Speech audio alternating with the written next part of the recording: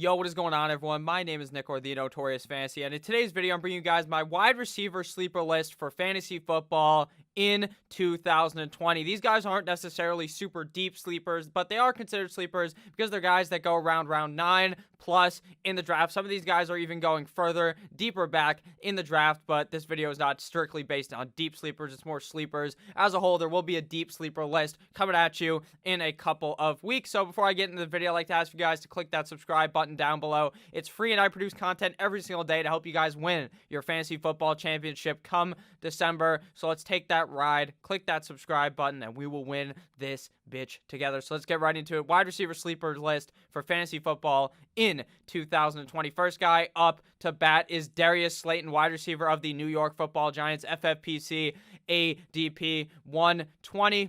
What FFPC rankings is pretty much, or their ADP, I should say, is rankings from drafts that take place on the FFPC website, which is high stakes fantasy football leagues over like $100 that people are drafting now. His ADP is 119, but his Fantasy Pros ADP we'll see next because there's a slight difference. 6'1", 190 pounds, and his athletic look, if you look onto the right side of the screen, his workout metrics are beautiful. 95th percentile 40-yard dash, 75th percentile speed score, 60th percentile agility score, and 95th percentile catch radius coming out of college. Now, Darius Slayton's current ADP is wide receiver number 41 and overall 112, so he's going a little bit earlier on Fantasy Pros' ADP versus the FFPC ADP by a couple of picks. Now, he finished as wide receiver number 37 last year as a New York Football Giant in 14 games. This is his second year in the NFL, 12.1 PPR points per game, 38th at wide receiver, 83 targets, 5.9 per game, 48th at wide receiver, 48 receptions, 3.4 per game, 52nd at wide receiver, 740 receiving yards,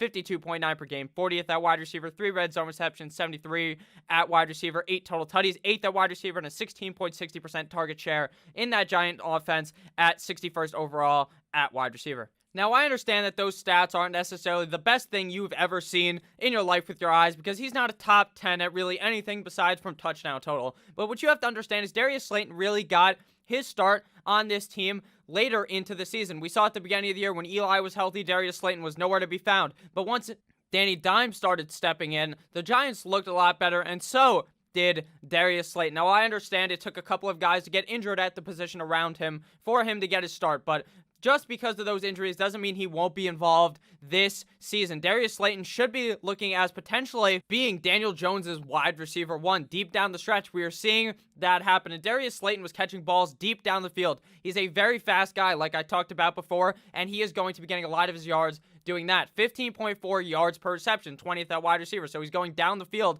when he's catching his ball, 8.9 yards per target, 31st at wide receiver, 78.30% catchable target rate. So I think that target rate should go up. The guy's catch radius was very good, like I talked about before. So I think if the ball is getting to him in a better look coming out from Danny Dimes, I think that we could see a better Darius Slayton this year, and a 33.30% contested catch rate, 27th at wide receiver. So Darius Slayton isn't one of these guys, hey, he's going to go moss some guy in the end zone like you might have thought, but he is actually pretty good at getting that contested catch rate. I think Darius Slayton is on an offense that is set up to be much better this year. And a huge bonus for Darius Slayton is actually the fact that the Giants' defense is, as one would describe, as completely fucking garbage. If their defense is getting pounded by any fucking offense that they play against, it means that the offense is going to have to sling the ball for the Giants, and that means Darius Slayton is going to be getting a lot of looks deep down the field from Danny Dimes. I think Darius Slayton has a very good season. I think his ADP at wide receiver number 41 is way too low for a guy I could see finishing as a wide receiver 2 or a wide receiver 3 come the end of the fantasy football season. Next player up here is old man Julian Edelman, 34.1 years old, 5'10", 198 pounds. Now, everyone knows Julian Edelman, FFPC 104.43 on FFPC. Now, looking at his real ADP on Fantasy Pros, wide receiver number 43, overall pick number 72, which is funny as fuck. Wide receiver 43, wide receiver 30 plus, and he was wide receiver number 7 last year in 2019. Now, I understand why he's so low. It's because, oh my God, TB12 is gone. Tom Brady's in Tampa. Tampa Bay Tom Brady. He's gone. He fucked us right in the ass. God damn it. That's what the people are going to be thinking. That's what the New Englandites are going to be thinking. That's what they're going to be thinking. But you know what I'm thinking? Julian Edelman has been safe for the last 4 years. We're going to get into his last couple of years' stats. in the next portion of the video. But right now, looking back at last year, wide receiver number 7, like I said, 15.8 PPR points per game, 10th at wide receiver, 154 targets, 9.6 per game. Spin that around, it's 6.9. Nice. 3 at wide receiver, 100 receptions, 6.2 per game, 4th at wide receiver, 1,117 receiving yards, 69.8 per game, 16th at wide receiver, 15 red zone receptions, 5th at wide receiver, 6 total touchdowns, 22nd at wide receiver, and 26.2% target share on the New England Patriots offense, 7th at wide receiver. Now, I know before I voiced the fake opinion of people saying, oh my God, now that Tom Brady's gone, he's going to be bad. Believe in Bill Belichick. Bill Belichick took a roster last year. That was awful. Now, you know why they lost to the Titans? Because they just weren't that good. But at the end of the day, they were still able to win all those games. It doesn't matter who the quarterback is. Julian Edelman played quarterback in college. He could be the fucking starting quarterback of the New England Patriots, and he would still get receiving yards because he just throw it to himself. Bill Belichick loves Julian Edelman. He will make sure that Julian Edelman is involved in the slot, and he will be getting a lot of passes from whoever the starting quarterback becomes. If it's Jarrett Stidham or Hoyer, I don't really care. I think Julian Edelman is being very underrated, considering he's been like a top 20 fantasy wide receiver for the last 4 years, and he's being drafted outside of the top 40. That makes no fucking sense to me. Let me know what you guys think about Julian Edelman down below, but now we're going to get into his stats from the last couple of seasons. In 2017, though, he did not play. He was out for the season. Like I said last year, he finished as wide receiver number 7 in 2019, 2018, wide receiver number 20, 2017 out for the season, 2016, wide receiver number 15. You can see his stats up there. It's games played, games started, and then his his receptions, then targets, then yards, touchdown. So that's all that really matters in this fantasy points and PPR all the way at the end. 200 plus points. The last 3 years he has played in the NFL when he was healthy. I think there's no reason why we don't see a huge producing year for Julian Edelman this season. I don't know why so many people are fading him just because the quarterback changed. The same coach is still there. They are still going to get Julian Edelman the ball. So I think Julian Edelman is a very safe wide receiver that you're finding super late because a lot of people don't want to buy in to the situation. Don't be scared. Just make sure you pick the guy, because right now he was a guy last year that was drafted in like the 3rd round. Now he's going in like the 10th plus round when he's super duper safe at that value. Next wide receiver up here, Marvin Jones, wide receiver of the Detroit Lions. If you guys have enjoyed this video thus far, please make sure to click that subscribe button down below and let me know about your guys' deep sleepers in the comments, or just sleepers overall. Marvin Jones, wide receiver of the Detroit Lions, FFPC ADP 117.39, 6'2", 200 pounds. His workout metrics from back when he was in college, he's like 30 now. His 40 pretty fast, 77th percentile, 76 speed score, 84th in agility score, and 75th in catch radius. Now his ADP on Fantasy Pros, wide receiver number 46, overall player 91. To be honest, that part has me fucking clueless. Last year he finished as wide receiver number 28 in 13 games. He missed 3 games and still finished as a top 30 wide receiver. So why have him at wide receiver number 46? If he plays the whole season, he could be a top 20 guy. 14.9 PPR points per game, 19th at wide receiver. So his points per game total was amazing. 92 targets, 7.1 per game, 37th at wide receiver, 62 receptions, 4.8 per game, 32nd at wide receiver, 779 in receiving yards, 59.9 per game, 36th at wide receiver, 11 red zone receptions, 9th at wide receiver, 9 total tutties, 3rd at wide receiver, and 20.2 target share, 39th at wide receiver. Looking at some stats I found quite interesting is actually how much better he played with Matt Stafford versus without Matt Stafford, which to most should be pretty obvious, but he still played better in those games. Obviously with Matt Stafford, the in-split part of the picture you see on the screen and out of split is without him, so it's going to be like David Blau or whoever ended up playing for those other games. In split, 8 games versus 5 split out of games. In with Matthew Stafford, 13.86 half PPR points per game, 16.49 PPR points per game, 5.25 receptions, 7.12 targets, 0.75 receiving touchdowns, and 66.88 receiving yards. Without him, 10.4 half PPR points lower. PPR points 12.4 lower. Receptions lower at 4. Receiving touchdowns lower at 0.6. Targets lower at 7. And receiving yards lower at 48.8. So he was an animal with and without Stafford, but with Stafford, he was much better. I think we could see him really come to form this year and look like a top 15 guy. All he has to do is stay healthy. I understand that there is some inconsistency with Marvin Jones. He has much better games every once in a while, and he does have some games where he's slowed down. But I think if Stafford can stay healthy, we are going to see a season from Marvin Jones like no other. Last year, I talked about how him and Golladay are like 1A and 1B, and I honestly believe when they're healthy, it is like that. It's not that Marvin Jones is the 2 or that Kenny Golladay is for sure the 1.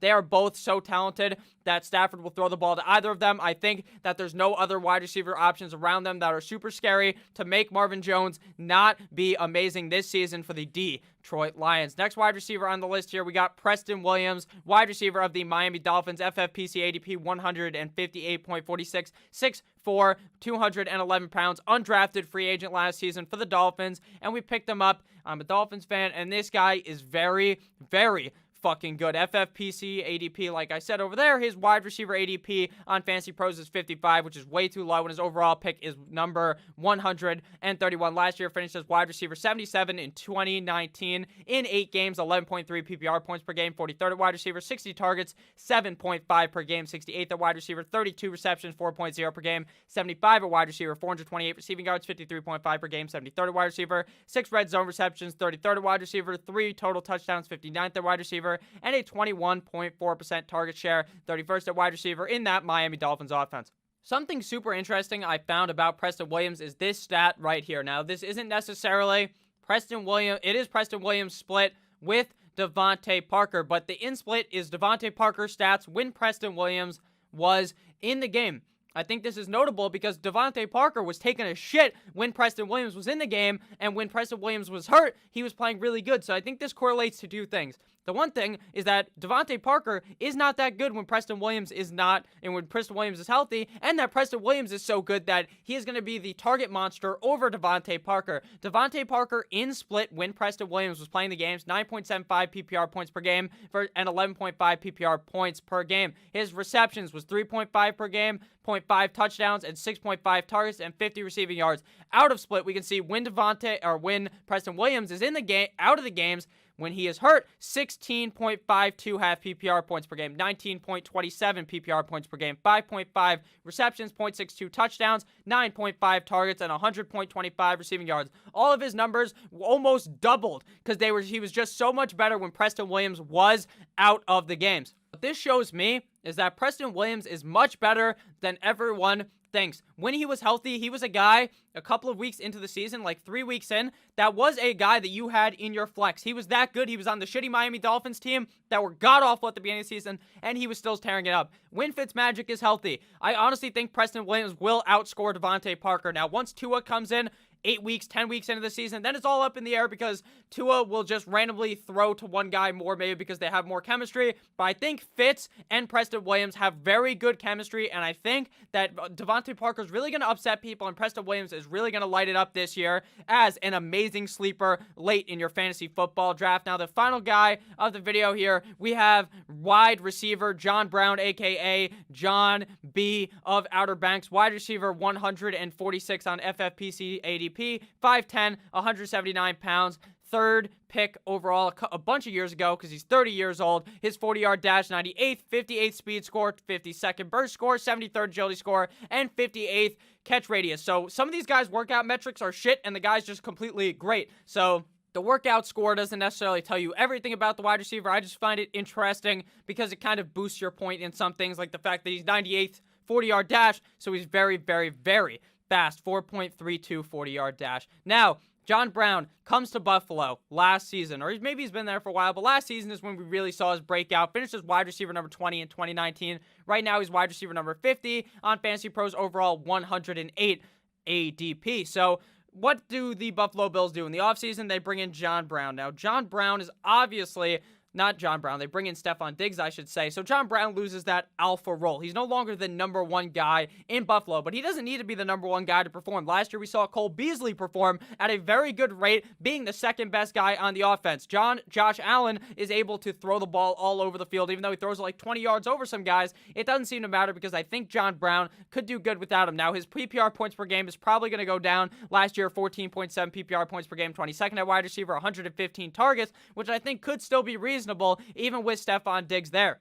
That was 7.7 targets per game, 22nd at wide receiver, 72 receptions, 4.8 per game, 20th at wide receiver, 1,060 receiving yards, 70.7 per game, 19th at wide receiver, 5 red zone receptions, 42nd at wide receiver, 6 total touchdowns, 22nd at wide receiver, and 25.7% target share on the offense, 10th at wide receiver. I really think John Brown is going to have a similar year to last year, just slightly worse because Stefon Diggs is there. I think Stefon Diggs is still a good pick in fantasy, but John Brown super late is going to surprise a lot of people because of how good this Buffalo Bills team is going to be. The only worry, though, is that their defense is so good that they may just be running the ball more than normal because they're going to be up in games and not as scared because their defense is absolutely amazing and probably a top 5 defense in the NFL. I think John Brown has a great season yet again. Him and Josh Allen already have that connection. Now him and Stefon Diggs are actually working out together, Josh Allen and Stefon Diggs, so that could potentially hinder my opinion that John Brown has the advantage because some of the mini camps and stuff aren't going to happen this season due to the Rona. But at the end of the day, I think John Brown is going to be a safe wide receiver. We saw him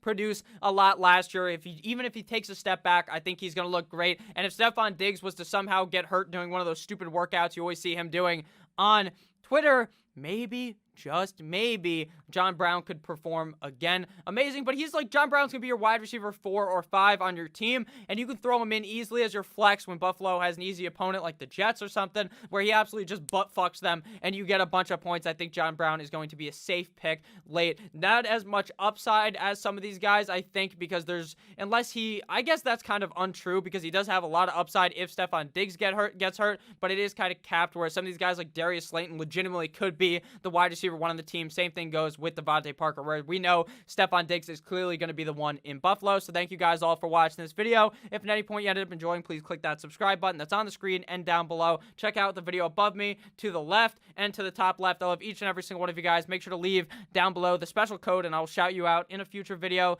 Leave down code BLUE. I love each and every single one of you guys. Have a great rest of your day. Good boy.